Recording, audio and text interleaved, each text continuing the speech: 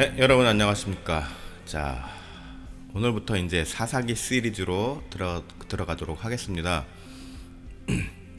자, 사사기는 총 4개의 주제를 가지고 6주에 걸쳐서 여러분들과 함께 말씀을 나누려고 합니다. 자, 주제가 4개인데 왜 6주냐고요? 네. 그 중에 한 주제 하나는 아마 2주에 걸쳐서 또 나뉘어지게 될 것 같습니다. 네. 자, 오늘은 사사기 4장 1절에서 5절까지의 말씀으로 여선지자 드보라에 대해서 한번 살펴보겠습니다. 자, 오늘 말씀 제목은 사람을 쓰시는 하나님의 기준이라는 제목을 한번 지어봤는데, 나중에 한 몇 달 후에, 한 두어 달 후에 하나님이 버리시는 기준에 대해서, 하나님 사람을 버리시는 기준에 대해서도 또 엄밀히 말해서 하나님이 먼저 버리시는 게 아니라 하나님께서 버릴 수밖에 없는 상황이 되는 그런 상황을 만드는 사람의 그 유형에 대해서도 또 말씀을 드리려고 하는데, 자, 오늘은 하나님께서 쓰시는 하나님의 기준이라는 제목으로 여러분들과 함께 말씀을 나누겠습니다. 엄밀히 말해서 기준이라고 할 것까지는 없는데 일단 제목은 그렇게 잡아봤습니다. 자, 오늘 본문은 4장입니다만 1장부터 말씀을 읽다 보면은 이스라엘 백성들이 아주 적나라한 삶의 모습이 나타나게 됩니다. 이스라엘은 여호수아가 죽자 그 다음 세대에 이르러서 2대도 아니고 3대도 아니고 그 다음 세대에 이르러서 바로 하나님을 잊어버리게 됩니다. 이것은 뭡니까? 곧 자신들의 역사를 잊은 것이죠. 네. 그것도 아주 오래된 역사도 아니고 거의 현대사입니다. 현대사. 근현대사를 잊은 백성이 되는 것입니다. 그리고 또 그것은 지금까지 지켜주시는 하나님의 인도하심을 망각한 것을 의미하기도 합니다. 자, 왜 이스라엘 백성들이 몇 세대도 버티지 못하고 이렇게 반복해서 하나님을 잊는 민족이 되었을까요? 또 이처럼 지속적으로 반복해서 잘못을 하는 이스라엘을 보면서 여러분들은 또 각자 어떤 생각을 하게 되시는지요? 저도 예전에 주일학교 때나 중고등학교 때 이 사사기 말씀을 주일학교 때 배울 때 보면은 참 이해를 못했던 것 같습니다. 왜 이렇게 하나님의 은혜를 받으면서 수치로 이렇게 잘못을 하는가? 참 답답한 민족이다. 이런 생각을 했던 기억도 있습니다. 자, 여러분들은 성경 전체 중에서 여성이 지도자나 선지자로서 나선 경우가 몇 번이나 된다고 생각하시는지요? 성경을 아주 폭넓게 읽으신 분이시라면 잘 아시겠지만 대다수의 성도님들이 쉽게 알 수 있는 내용은 아닐 것입니다. 성경과 여러 주석 등 자료들을 살펴보면은 전체 성경 중에서 여자 선지자나 혹은 지도자가 나온 경우는 딱 2번입니다. 신구약을 통틀어서. 그 중 하나가 바로 드보라 사사입니다. 재밌는 점은 여담입니다만 드보라라는 이름의 뜻이 좀 재밌습니다. 무엇일까요? 예, 드보라라는 이름의 뜻은 꿀벌이라고 합니다. 허니비. 네. 재밌죠? 그 사사 드보라가 맡은 막중한 책임에 비해서 그 이름을 아주 스윗하고 큐트합니다. 자, 어쨌건 그런데 이 고대 이스라엘에서의 사사란 직책이 생각보다 훨씬 권한이 막강했습니다. 네, 그렇죠? 그런 면에서 보았을 때 오늘 본문을 근거로 보자면 모든 시대에 걸쳐서 만연해 왔던 여성에 대한 억압과 차별은 분명히 하나님의 뜻은 아니었다라는 점입니다. 뭡니까?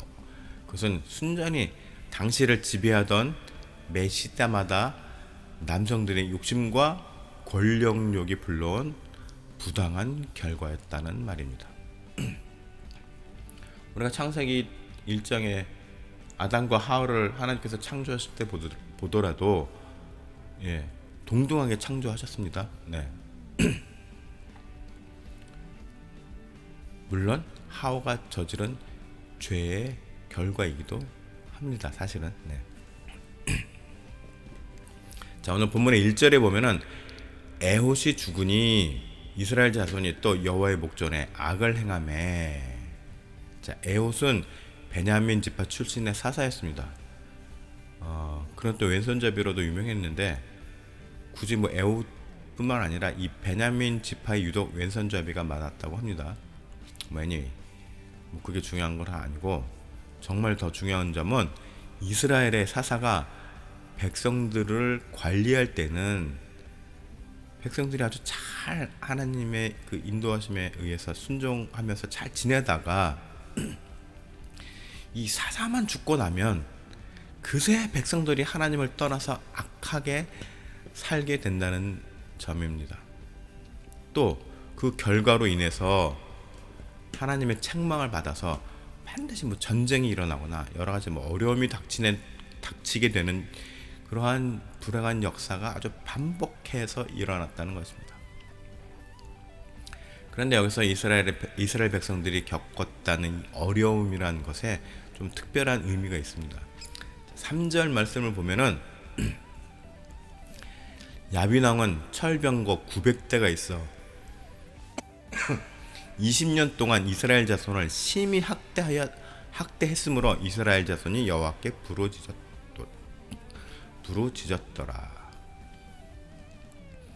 자, 3절에 보면은 야빈 왕이 20년 동안 학대했다고 했는데 그냥 학대가 아니라 이 학대라는 원어의 의미를 보면은 라스라고 하는데 라스 억압하다.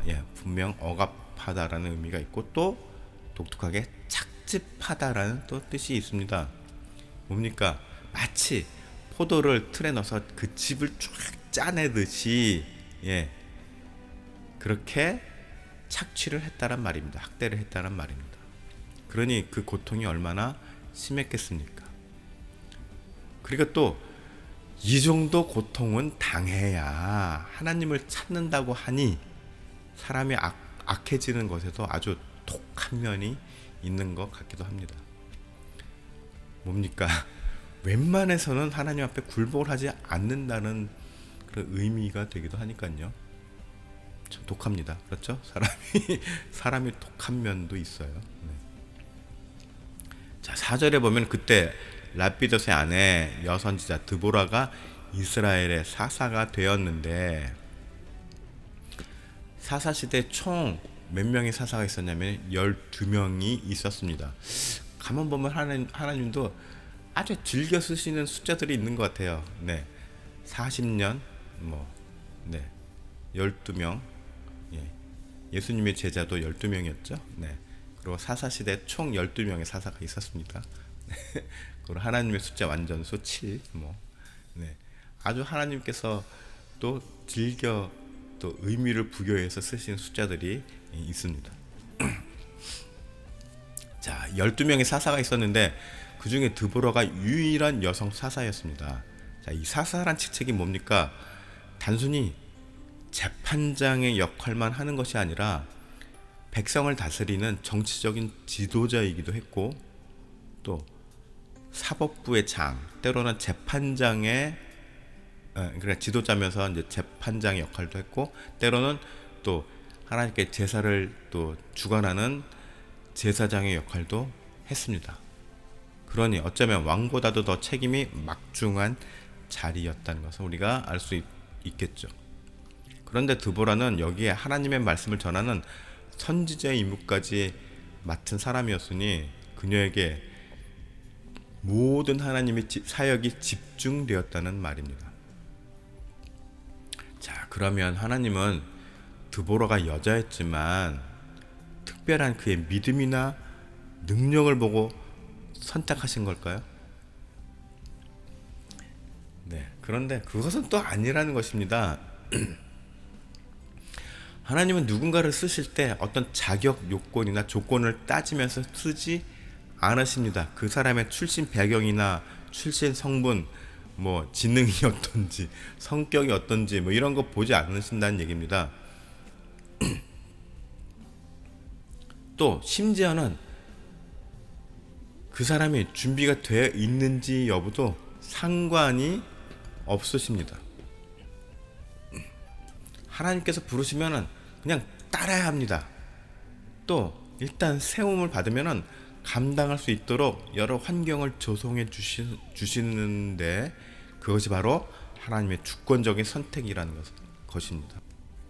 제가 왜 이렇게 머뭇거리냐면은 바로 제 생각이 나서 그렇습니다.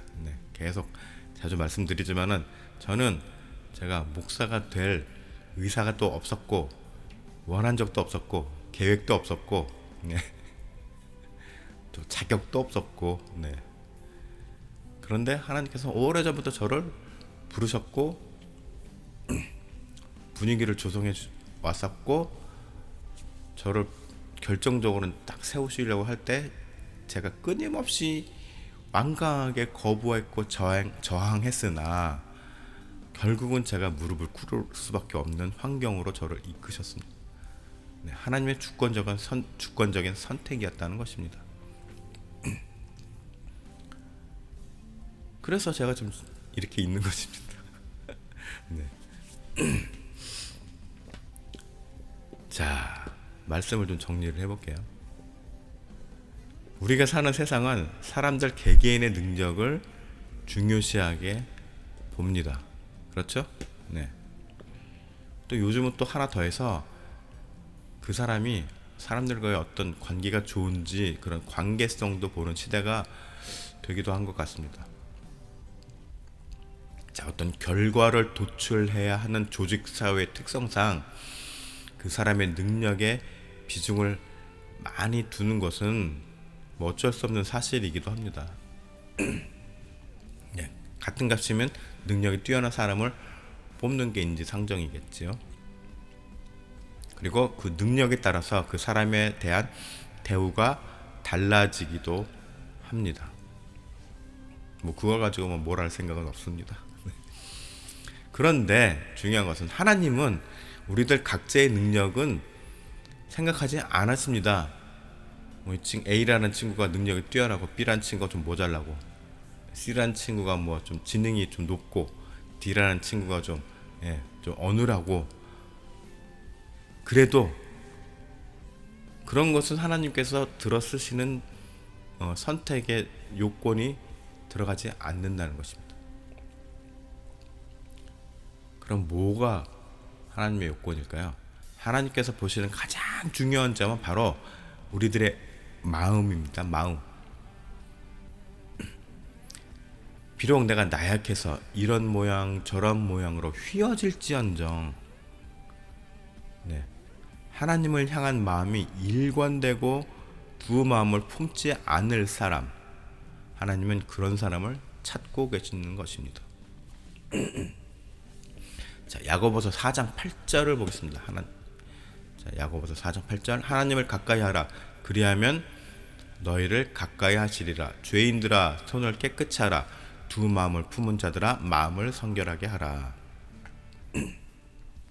제가 비록 믿음이 약하고 연약하고 그래서 뭐 성격도 모두 많이 나고 그래서 죄를 많이 짓지만은 그러나 또 금방 또 하나님한테 회개하고 돌이키려고 노력하고 다시 바로잡으려고 노력합니다. 그리고 힘든 일이 있을 때마다 감당하기 힘든 어려운 일이 닥칠 때마다 바로 자빠져서 표현이 좀 거칠었습니다. 바로 무릎 꿇고 하나님 앞에 매달렸습니다. 그렇게 살아왔습니다. 또 그렇게밖에는 방법도 없었습니다. 그런데 하나님께서는 그것을 의로 여겨주신다는 것입니다. 구약시대에 다윗이 그랬고 또 신약시대의 바울이 그랬습니다. 자, 우리가 보통 사울왕과 다윗왕을 비교를 많이 하는데 또 좀 이따가는 또 사울왕에 대해서도 또 다윗왕에 대해서도 다시 한번 또 다루려고 하는데 다윗이 사울에 비해서 훨씬 착했을까요? 네, 죄를 지은 정도를 따지고 보면은 다윗도 사울 못지않게 심각한 죄악들을 많이 저질렀습니다. 네. 그럼에도 하나님은 다윗을 마음에 합한 자다 그렇게 말씀을 하십니다. 왜 그럴까요? 그거는 나중에 설명을 드릴 텐데, 하여튼간 네, 별 차이가 없었다는 말입니다. 그러나 한 가지 차이점은 잘못을 하였을 때 사울 왕은 핑계를 댔고 다윗은 납작 엎드려서 잘못을 빌었다는 것입니다. 자, 하나님의 쓰임을 받는 사람은 바로 자기 자신의 마음이 진실한 사람입니다. 어떻게 해요? 잘났으면 잘난 대로 교만한 게 아니라 자신을 낮춰서 겸손함으로 하나님 앞에 나아가고, 또 내가 좀 못났다고 생각하는 사람은 못났으면 또 못난 대로 나의 있는 그들의 모습을 하나님 앞에 드러낼 줄 아는 사람, 하나님은 그런 사람을 쓰신다는 말입니다. 저는 후자의 경우에 해당됩니다. 네. 자, 여러분들은 전자에 해당됩니까? 후자에 해당되십니까? 네. 여러분들 각자의 어떤 그 자신의 그 모습에 따라서 하나님 앞에 있는 그들의 모습을 드러내시기 바랍니다. 여러분들의 솔직한 모습을 드러내고 나의 현 처지와 상황을 드러내서 하나님 앞에 고백하고 하나님께 나의 상황을 모두 말하는 그게 기도입니다. 네.